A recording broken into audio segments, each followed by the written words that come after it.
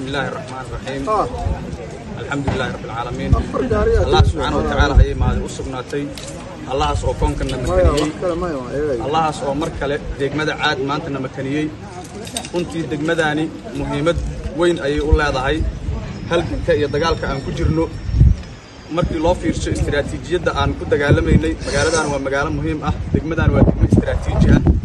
waa degmo udub dhaxaad u ah dagaalka iyo halganka aan ku jirno runtii maanta waxa alla mahadiis ahaatay inay degmadani saaf tahay oo waxa waay isha gacanta ciidamada mujaahidiinta xoogga dalka Soomaaliyeed ay soo gashay runtii ciidamadu qaybo badan ay leeyihiin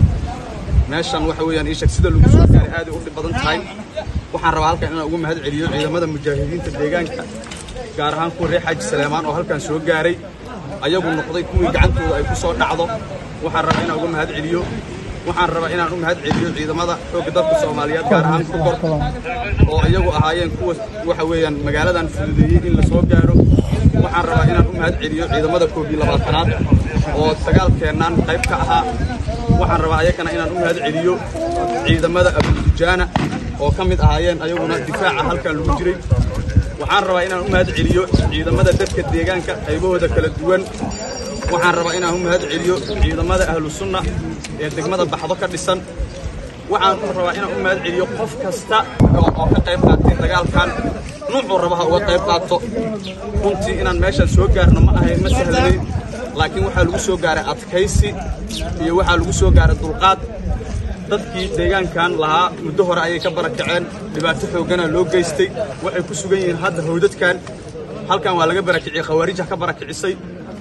waxa weeyaan isha waxay ku sugan yihiin halkan gargaar degdeg ay u baahan yihiin dadkaasi waxaan halkan rabaa inaan codsi uga diro hay'adaha maxalliga ah oo ka howlgala Soomaaliya qaybahooda kala duwan haday NGO-yada ahaayeen haday yihiin UN-ka waxaan rabaa inaan faro oo aan waxa weeyaan ka codsado inay dadkaas ka soo gaaraan marasta ah dhibaatadu gaartay 10 iyo dhowrka sano la haystay waxa weeyaan isha halkaas ku dhibaatoonaya in laga soo gaaraan codsanaynaa waxa weeyaan isha dadku in loo soo gurmaday u baahan yihiin waxay rabaan in dawladnimo iyo galgacayl loo muujiyo waxaan rabaa ciidamada deegaanka kuwa xoogga dalka Soomaaliyeed ee deegaankan yimid inaan kula dardaarmo dadkan waxay u baahan yihiin dawladnimo in loo muujiyo waxay u baahan yihiin gacanta ay u baahnaayeen oo u timid inay dareemaan waxaa la rabaa dadka halkan dhaqan dadka deegaanka ku dhaqan inay dawladnimada macaankeeda iyo wanaageeda inay dareemaan waxaan rabaa inaad ka shaqeysaan ciidamada deegaanka halkan yimidow waxaan ka codsanaynaa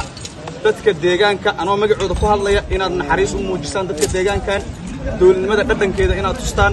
dawladnimada inay geed macaan oo la guran karo tahay inaad tusisaan idinka rabnaa intaasaan idinka codsanaynaa wax oo billahi tawfiiq waxa